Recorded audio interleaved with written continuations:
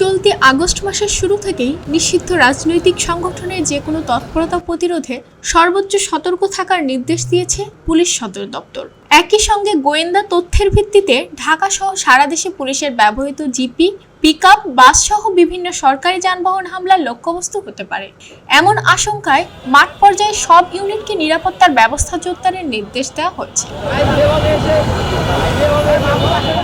শনিবার 1 August police সদর দপ্তরের নির্দেশনায় বলা হয়েছে, দায়িত্বরত অবস্থায় কোনো কারণে পুলিশের যানবাহন থামানোর প্রয়োজন হলে তা অবশ্যই নিরাপদ স্থানে পার্কিং করতে হবে। এছাড়াও দায়িত্ব শেষে থানা, পুলিশ লাইন্স, অফিস কম্পাউন্ড বা নির্ধারিত স্থানে রাখা সব সরকারি যানবাহনের নিরাপত্তা আরও জোরদার করতে হবে। এই লক্ষ্যে সংশ্লিষ্ট স্থাপনাগুলোতে নিয়মিত টহল, বাড়তি নজরদারি এবং সন্দেহজনক ব্যক্তি বা বস্তু শনাক্তে সর্বোচ্চ সতর্ক থাকতে বলা হয়েছে।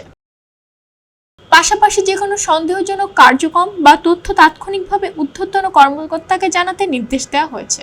এ বিষয়ে জানতে শনিবার রাতে ঢাকা মেট্রোপলিটন পুলিশের ডিএমপি একাধিক থানার ভারপ্রাপ্ত কর্মকর্তা ওসির সঙ্গে যোগাযোগ করা হলে তারা জানান, নিরাপত্তা নিশ্চিত করতে ঊর্ধ্বতন কর্তৃপক্ষ প্রায় প্রতিদিনই বিভিন্ন ধরনের নিরাপত্তা নির্দেশনা দিয়ে থাকে।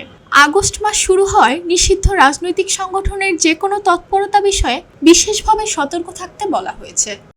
খবরের কাগজ, নিখাত, নির্ভীক, নিরপেক্ষ।